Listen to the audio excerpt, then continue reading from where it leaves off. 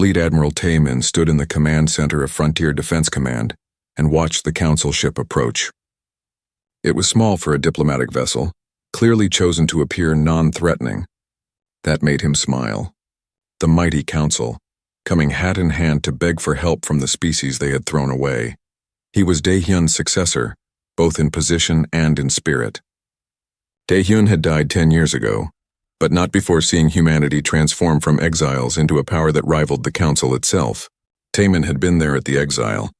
He remembered the shame, the anger, the helplessness. Now the tables had turned and the feeling was sweet. "Should we let them land?" his second-in-command asked. "Not yet," Taemin said. "Let them wait a bit. Let them see what we have built." The Council ship orbited New Terra for 2 hours before receiving landing permission. Those 2 hours gave the Council delegation a good look at humanity's capital world. It was not the primitive colony world they might have expected. New Terra gleamed with massive cities, orbital stations, defensive platforms that bristled with weapons.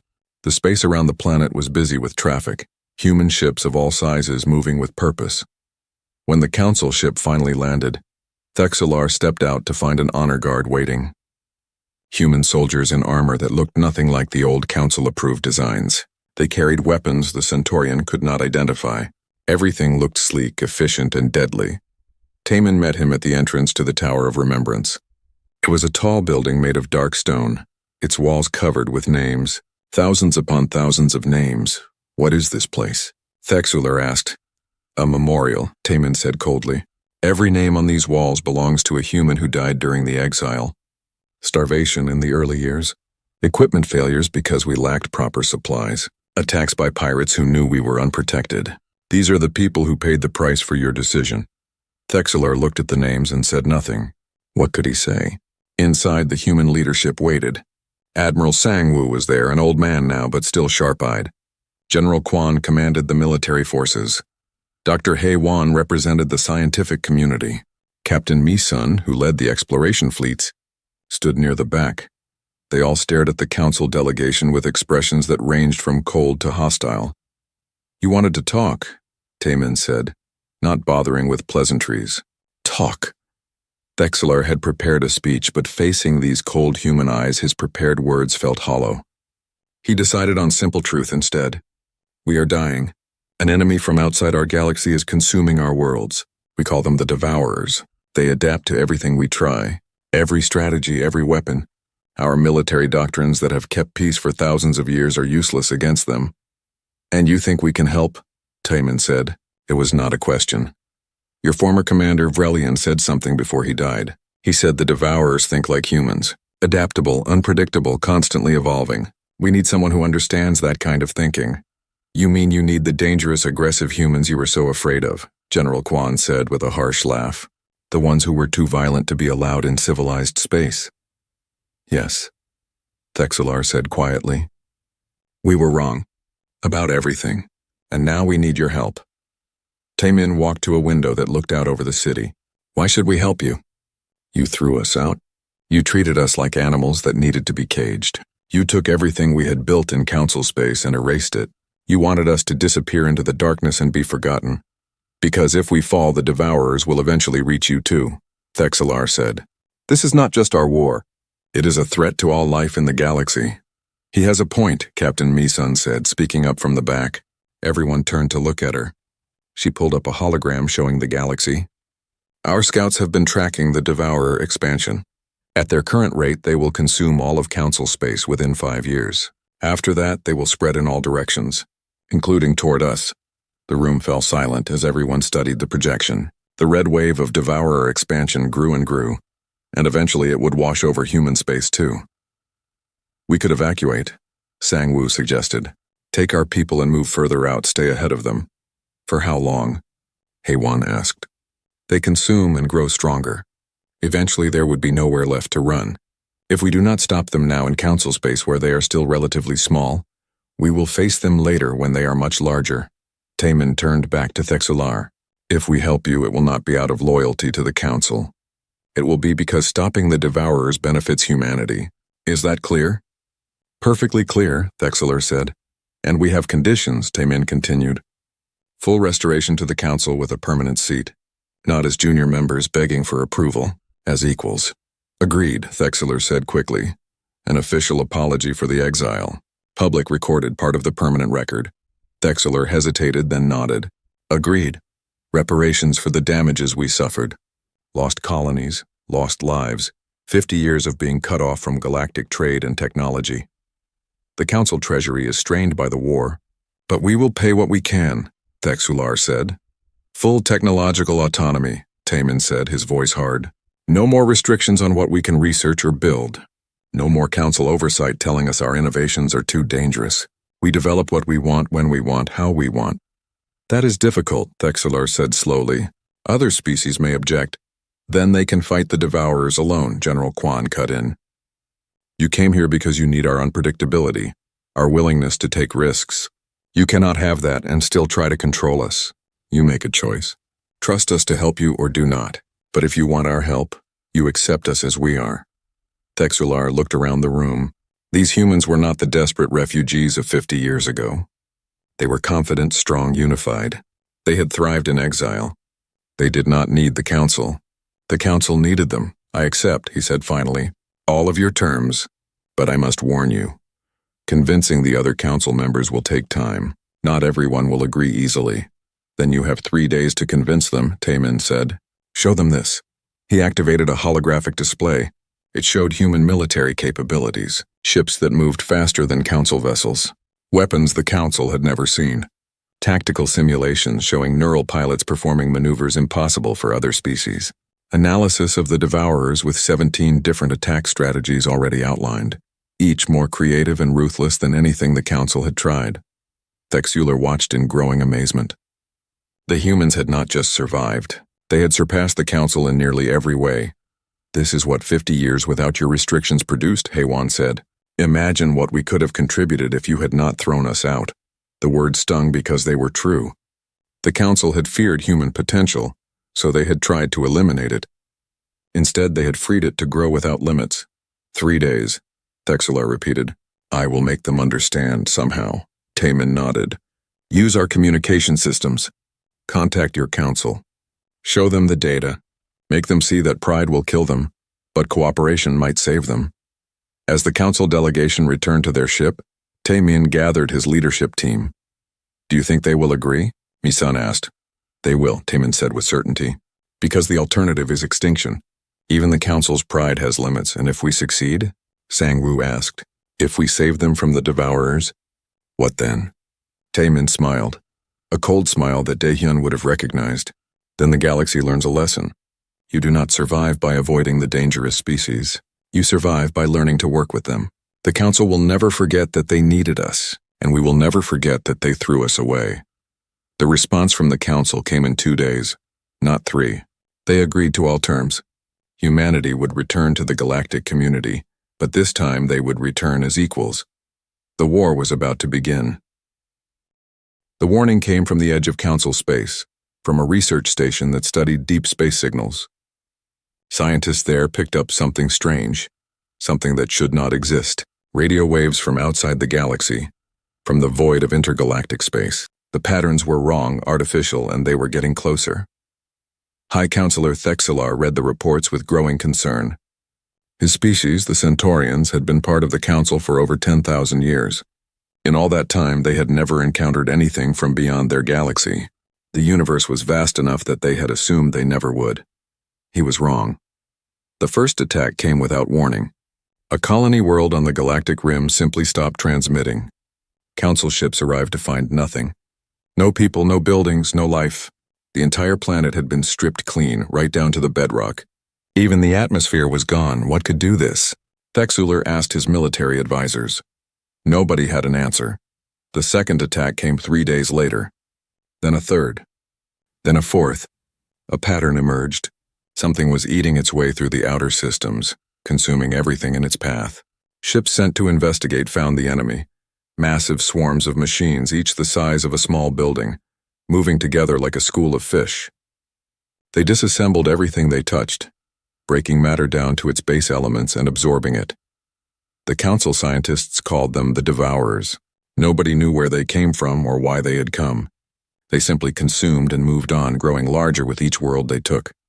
The Council military mobilized.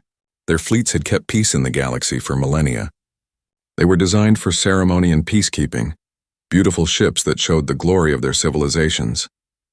They had not fought a real war in over 1,000 years. Commander Vrelian led the first major battle against the Devourers at the Helios system. He commanded 200 ships, the largest fleet the Council had gathered in centuries. They faced a Devourer swarm that numbered in the millions. The battle was a massacre. Vrelian watched in horror as the Devourers adapted to every weapon the Council used. Plasma cannons were effective for the first few shots, then the machines changed their hull composition to absorb the energy. Kinetic missiles worked briefly until the Devourers learned to intercept them. Energy shields that had protected Council ships for thousands of years were breached in minutes. Worse, the Devourers learned from every encounter. They adapted not just to weapons but to tactics. When Vrelian tried a flanking maneuver, the machines predicted it and countered. When he ordered a fighting retreat, they pursued with perfect coordination. His fleet was destroyed in 6 hours. Vrelian's last transmission was brief and terrible. They adapt like nothing we have ever seen. Like... He paused, and when he spoke again, his voice was filled with awful realization. Like humans. They think like humans. We need someone who thinks like them. Then his ship was torn apart and the transmission ended. The news reached the Council chamber like a death sentence.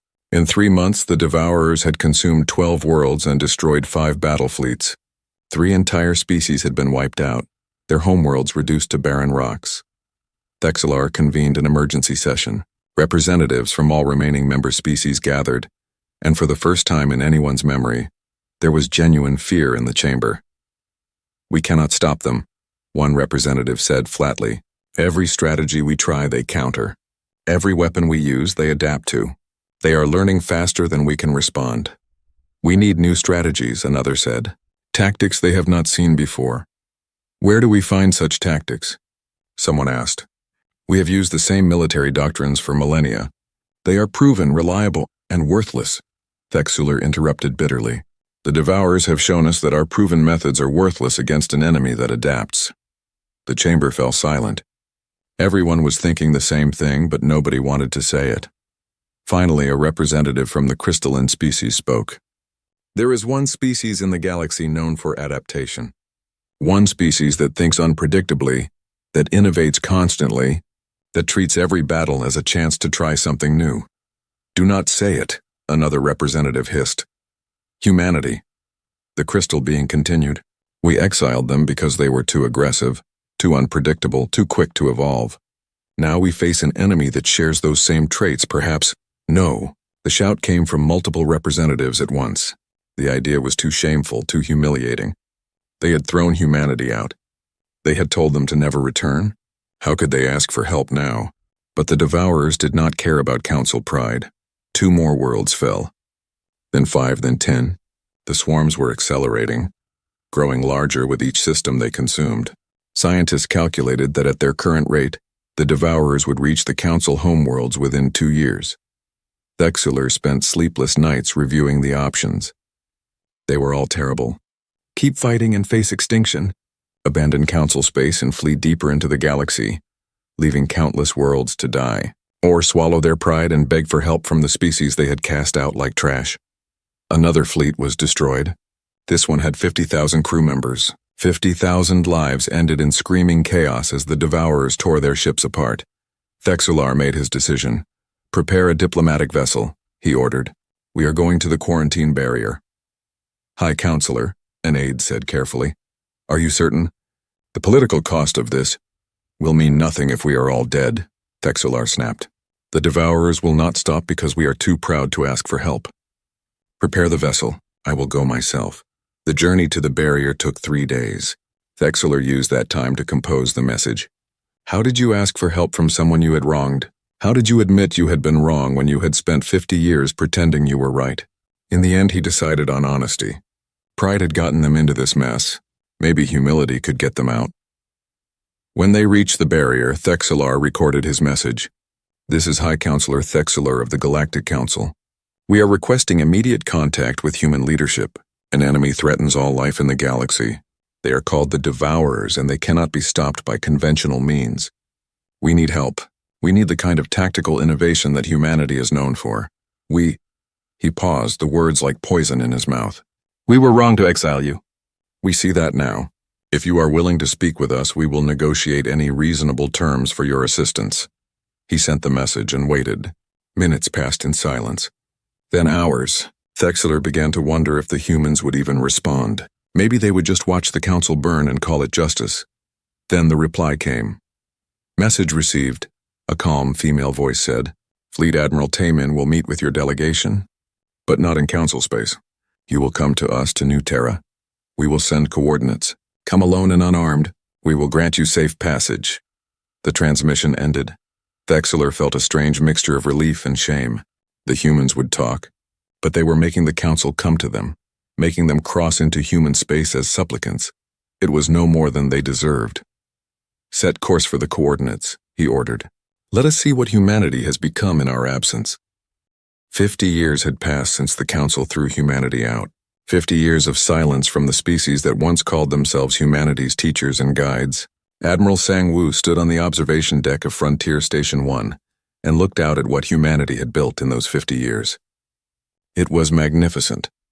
When they first arrived in the Outer Rim, there had been nothing. Empty systems. Barren worlds. No infrastructure, no support, no help from anyone. The Council had expected humanity to struggle just to survive. They expected humans to crawl back eventually, begging to be let back in with their tails between their legs. They had no idea how wrong they were. Sang-woo remembered those early years. He had been a young captain then, commanding a colony ship full of refugees. They had landed on a world they named Hope, even though it was a frozen ball of ice and rock. They had no choice. Supplies were running low, and Hope was the first world that could support life with enough work. The work had been brutal. People died that first winter. But humans had always been good at surviving in places they should not. They dug into the ice. They built underground cities. They adapted, and then they started to innovate. Without the Council telling them what they could and could not do, human scientists went wild. The Council had always restricted certain technologies, claiming they were too dangerous or too unpredictable. Now there were no restrictions. Engineer Yuna had been one of the first to push boundaries. Sang-woo remembered when she came to him with her crazy idea about neural integration. She wanted to connect human brains directly to Starship computers. The Council had banned even researching such technology, saying it violated the natural order of consciousness. Let me show you what it can do, Yuna had said, her eyes bright with excitement. A regular pilot needs 3 seconds to process information and give commands. With neural integration, that drops to 0.2 seconds. We become one with our ships. We think, and the ship responds. Sang-woo had approved the project. What did they have to lose? The Council already thought humans were dangerous. Within 5 years, the first neural pilots were flying combat simulations that would have been impossible for any other species. Then there were the drives. The Council used hyperdrive technology that had been the same for thousands of years. It was reliable but slow. Human engineers, led by a team that included Yuna's colleague Hai-wan, developed something new. They called it quantum slipstream drive. It bent space differently, found shortcuts through dimensions the Council had never explored. The first test had been terrifying. The ship vanished for 3 seconds and everyone thought it had been destroyed. Then it appeared again, exactly where the calculations said it would, having traveled a distance that should have taken weeks in just those 3 seconds. Hai-wan had laughed until she cried. We did it. We beat them at their own game. But the real breakthrough came when scouts discovered the void gates. They were ancient structures floating in dead systems, older than any of the Council species. The Council had found similar gates in their space but could never activate them. They were mysteries, relics of a civilization long gone. Human scientists approached the problem differently. They did not try to understand the builders' intentions. They just experimented, tried everything, took risks. After 2 years of work, Hai-wan and her team activated the first gate. It opened a tunnel through space to another gate system thousands of light years away. Instant travel across vast distances. The Outer Rim suddenly felt much smaller. Sang-woo watched as humanity spread like wildfire across the region. They found 40 more gates, each one connected to others. Soon humans had a network that let them travel across the entire outer rim in days instead of years. The colonies multiplied. Where there had been 40 struggling settlements, now there were 80 thriving worlds. The population that had been 200 million refugees was now 5 billion citizens of the united human frontier. Sang-Woo commanded the defense forces that protected these worlds. Without the Council's restrictions on weapon development, humans had created ships and weapons that would have made the Council members faint with horror. Plasma cannons that could crack a moon, singularity missiles that collapsed space itself, drone swarms controlled by neural networks. But it was not just military technology. Medicine had advanced too. Genetic engineering let humans adapt to different gravity, different atmospheres. Some colonists on high-gravity worlds had been modified to be stronger. Others on low-gravity stations had been made lighter. The Council would have called it unnatural. Humans called it practical. Dr. Haewon, who had helped crack the void gates, took on another project in her later years. She built the Archives of Exile, a massive database that recorded everything, every discovery, every innovation, every lesson learned. Sang-Woo visited her there one day. She was older now, her hair gray, but her mind was still sharp. "Why archive all this?" he asked her, looking at the walls of data storage. "So we never forget," Haewon said simply. "The Council threw us away because they feared us. They thought we were too dangerous to be allowed among civilized species. I want every human now and forever to remember that, and I want them to remember what we became because of it." She pulled up a hologram showing the comparison, humanity under Council rule versus humanity in exile. The differences were staggering. Technology, population, territory, innovation. Every metric showed explosive growth after exile. "We were holding ourselves back," Haewon continued, trying to fit into their rules, their systems, their way of thinking. The exile freed us. It hurt, yes. People died in those early years. But it made us stronger. "Do you think we will ever see them again?" Sang-Woo asked. Haewon smiled, a hard smile that did not reach her eyes. "Oh, we will see them again. And when we do, they will see what they created. They wanted to contain a threat. Instead, they forged a power." Sang-Woo thought about her words often in the years that followed. Humanity kept growing, kept innovating, kept pushing forward. They explored regions of space the Council had marked as too dangerous. They made first contact with species the Council had never met. Some became trading partners. Others became allies. The united human frontier was not just surviving. It was thriving. Young people grew up who had never known the Council, who had never felt the shame of exile. To them, the Outer Rim was not a prison. It was home. It was proof that humanity needed no one but themselves. But Sang-Woo, like all the older generation, had not forgotten. He kept a recording of the day the Council cast them out. Sometimes he watched it, just to remind himself of the contempt in those alien faces, the fear, the certainty that humanity would fail. "You were wrong," he would say to the recording, about all of it. And deep in his heart he knew that one day the Council would learn that lesson too. The galaxy was large, but it was not infinite. Paths would cross again eventually. When that day came, humanity would be ready. Not as the desperate refugees they had been. Not as the junior species begging for acceptance. They would return as equals, or better.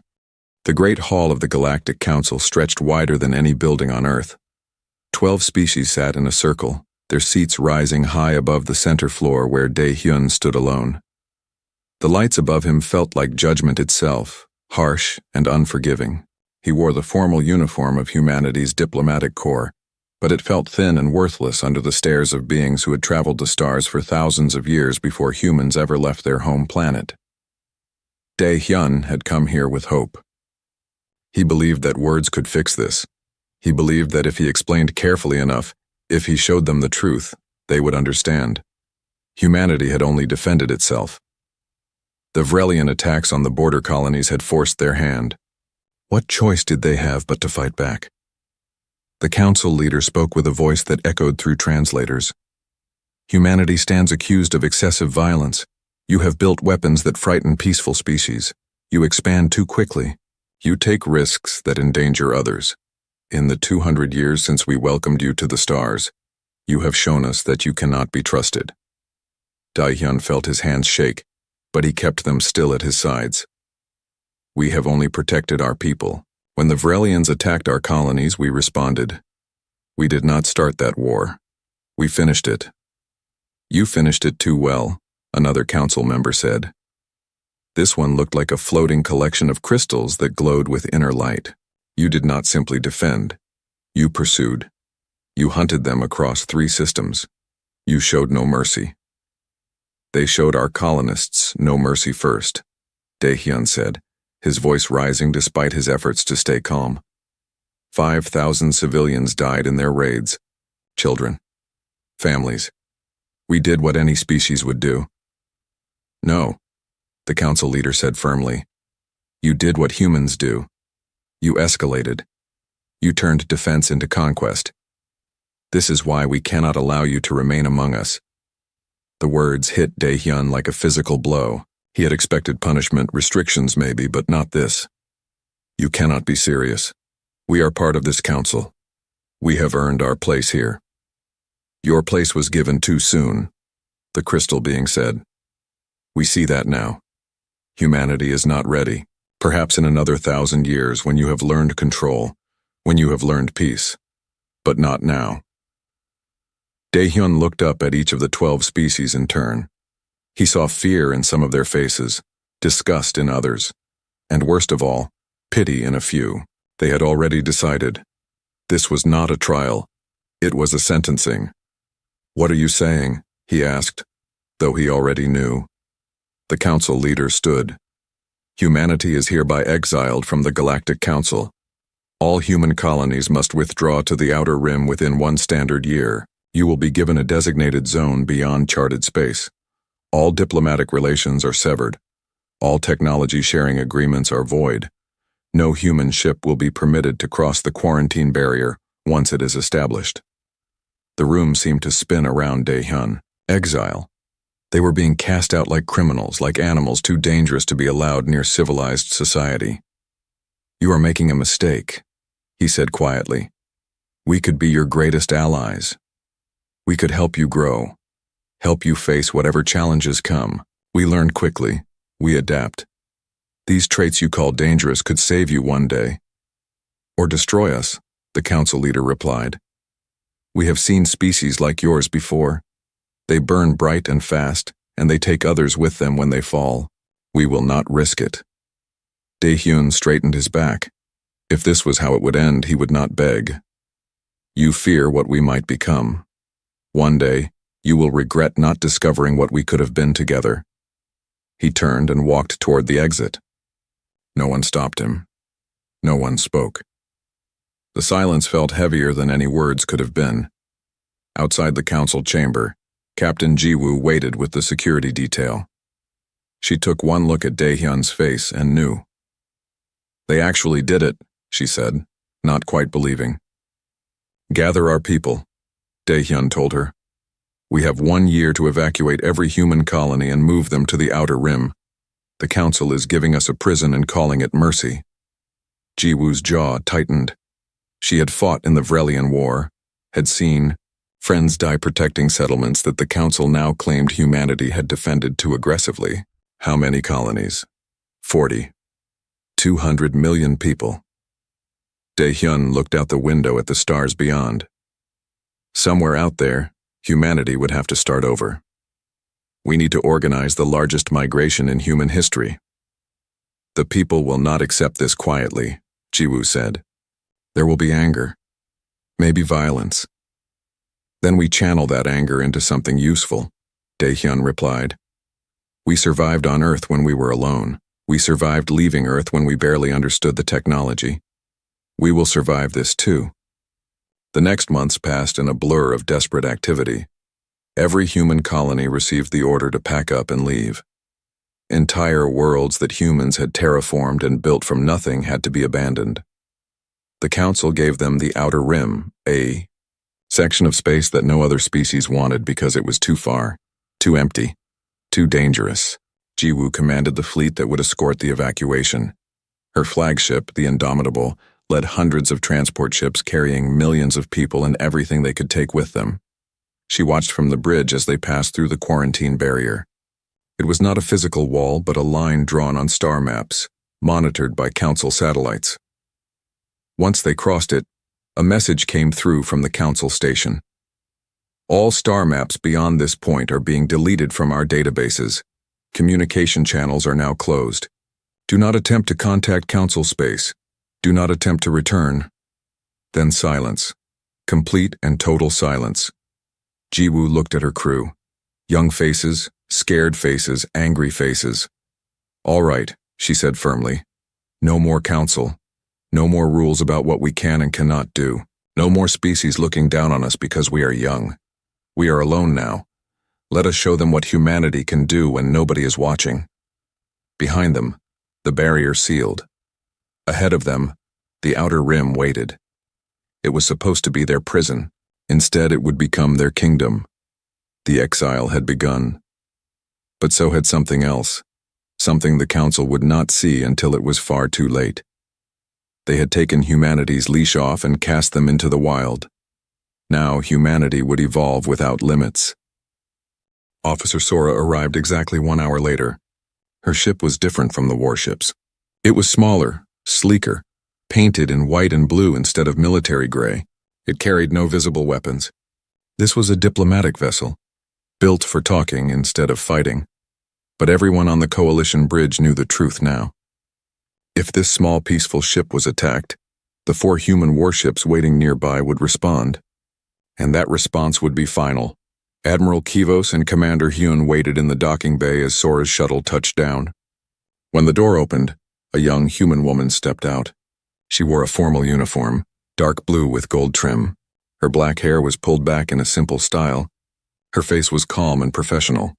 Admiral Kivos, she said, bowing slightly in the human custom. I am Officer Sora, representing Earth's diplomatic corps. Thank you for agreeing to meet with me. We had little choice, Kivos replied. His voice was tired. True, Sora admitted, but you could have chosen to keep fighting. You chose to stop. That shows wisdom. They walked through the corridors to a conference room. Other coalition commanders were already there, waiting. The Korthan commander sat at the far end of the table. He would not look at Sora when she entered. His pride was wounded too deeply. Everyone sat down. An awkward silence filled the room. No one seemed to know how to start this conversation. Sora broke the silence. I understand you have questions. Many questions. I am here to answer what I can and to discuss what happens next. What happens next? Admiral Kivos repeated. You have destroyed a quarter of our fleet. You have shown us that we are no match for human military power. What more is there to discuss? The future, Sora said simply. The galaxy does not stop because of one battle. The Ravagers are still attacking frontier colonies. Other threats exist in deep space, pirates, criminals, rogue factions. These problems do not go away just because Earth has revealed its capabilities. So you want us to keep fighting? The Korthan commander asked. To pretend this never happened? No. We want you to understand the truth and then decide what to do with that knowledge. The truth? Kivos asked. I think we have seen the truth. We are weak. You are strong. That is the truth. Sora shook her head. That is part of the truth, but not all of it. Admiral, why do you think Earth built such powerful weapons? Commander Hyun told us. You fought yourselves for 400 years, yes. But why did we fight for so long? Why did we not destroy ourselves completely? No one answered. We fought because we had no choice, Sora explained. On Earth, there was nowhere to run. One planet, limited resources. Too many people with different ideas about how to live. We could not escape each other, so we had to either learn to coexist or die trying. She pulled up a holographic display. It showed images of Earth's history, cities burning, mushroom clouds rising, ruins of civilizations, but also images of rebuilding, people working together, new cities rising from the ashes. We learned something important through all that pain, Sora continued. We learned that survival requires 2 things. First, the strength to protect yourself. Second, the wisdom to know when not to use that strength. You call what happened today wisdom? The Korthan commander asked angrily. You slaughtered our people. You fired first, Sora replied calmly. You were warned. You were given a chance to stand down. You chose to attack. Captain Nari responded with the minimum force necessary to stop you. Minimum force? Nearly 100 ships destroyed. Yes, minimum force. If Captain Nari had wanted to destroy your entire fleet, it would have taken him less than a minute. every ship here would be gone. Instead, he disabled your combat capability and then stopped. He showed restraint. The room fell silent again. The coalition commanders looked at each other. They were beginning to understand the full scope of what had happened. "So what do you want from us?" Admiral Kivos asked. "We want to offer you a choice," Sora said. "Earth is willing to share our defensive technology with the coalition. Not our weapons, but our defensive systems. Better sensors, stronger hulls, more efficient engines. We can help you become stronger. In exchange for what? In exchange for accepting that when it comes to military matters, Earth leads. When threats appear that require force, human ships respond first. Coalition vessels provide support, but we make the strategic decisions. You want us to become subordinate to you," the Korthan commander said bitterly. "We want to keep you alive," Sora corrected. "Admiral, what do you know about the Ravagers?" Kivos looked confused by the question. "They are pirates, raiders. They attack colonies and steal resources. They have been a problem for 50 years, but a manageable one. That is what you think. But it is wrong." Sora changed the holographic display. It now showed images of Ravager ships, massive vessels, built from scavenged parts and stolen technology. The Ravagers are not pirates. They are what is left of a civilization that destroyed itself, like humans almost did, but they failed to stop in time. New images appeared. Planets with dead atmospheres, cities reduced to rubble, populations that had numbered in the billions reduced to millions of violent survivors. They had a civil war that lasted 200 years, Sora explained. They used weapons that made their own planets uninhabitable. Now they travel through space, taking what they need from others. They are desperate, dangerous, and they are getting stronger. "We know all this," Kivos said. "Do you know they have been watching the Coalition, studying you, learning your tactics and weaknesses? Do you know they are building a fleet right now that is 5 times larger than what you face today?" The Coalition commanders sat up straighter. "That is not possible," Kivos said. "Our intelligence reports, your intelligence is wrong. We have been tracking the Ravagers with our own systems, deep space monitoring stations, stealth ships. Technologies you do not have. We know exactly what they are planning." Sora pulled up another display. This one showed a massive Ravager fleet assembling in deep space. Hundreds of ships, maybe thousands. They are coming, Admiral. In 6 months, maybe 8, they will attack Coalition space. Not just frontier colonies. Core worlds. They mean to take everything you have built and use it for themselves. Then we must prepare, the Korthan commander said. How? With the fleet you have now, you would lose. Badly. The Ravagers learned from watching you fight small battles. They know your weapons, your tactics, your weaknesses. They have built counters for everything you have. Then what can we do? Accept our help. Let Earth take the lead in fighting this threat. We have already been preparing. Our ships are designed to fight wars of extinction. The kind of war the Ravagers bring, we can stop them, but we need the Coalition's cooperation. Admiral Kivos looked at the display showing the Ravager fleet. His 4 eyes studied the numbers, the ship types, the formations. He had been a military commander for 40 years. He understood what he was seeing. If what you say is true, then we have no choice. You always have a choice, Admiral. You can refuse our help. You can try to fight the Ravagers alone. But you will lose and millions will die. And if we accept, we become subordinate to Earth. In military matters, yes. But in everything else, no. The Coalition still governs its own space, makes its own laws. Earth does not want to rule you. We want to protect you. There is a difference. Kivos sat back in his chair. He looked tired and old. 3 hours ago, I commanded the largest military fleet in this region of space. I was confident, proud. Now I learn that everything I believed was wrong. We are not strong. We are weak, and our only hope for survival is to accept help from a species we barely know. Yes, Sora said gently. That is exactly right. How do we know we can trust you? How do we know this is not a trick to gain control over us? You do not know, Sora admitted. Trust must be earned over time. But consider this. If Earth wanted to conquer the Coalition, we could have done it already. We have had 50 years to prepare. We know where your important worlds are. We know your defensive capabilities. We could have attacked at any time and won easily. Then why did you not? Because we do not want an empire. We had empires on Earth. We had nations that conquered and enslaved others. We learned that empires always fall. Always. Building something through force never lasts. Building something through cooperation, through mutual benefit that can last forever. Admiral Kivos looked around the table at the other commanders. He saw the same exhausted acceptance on their faces that he felt. "I cannot make this decision alone," he said. "The Galactic Council must vote. All member species must agree. We understand. Take your time. Think carefully. Discuss with your leaders. But do not take too long. The Ravagers are coming and they will not wait for you to make up your mind." Sora stood up. The meeting was over. She bowed slightly to the Coalition commanders. "I will leave you now. My ship will remain nearby in case you have more questions. Commander Hyun will stay here to act as liaison." She turned to leave, but Admiral Kivos called out, "Officer Sora? One more question." "Yes, Admiral." "The Iron Requiem. Captain Nari. He is a good commander? One of our best. How many battles has he fought?" Sora paused.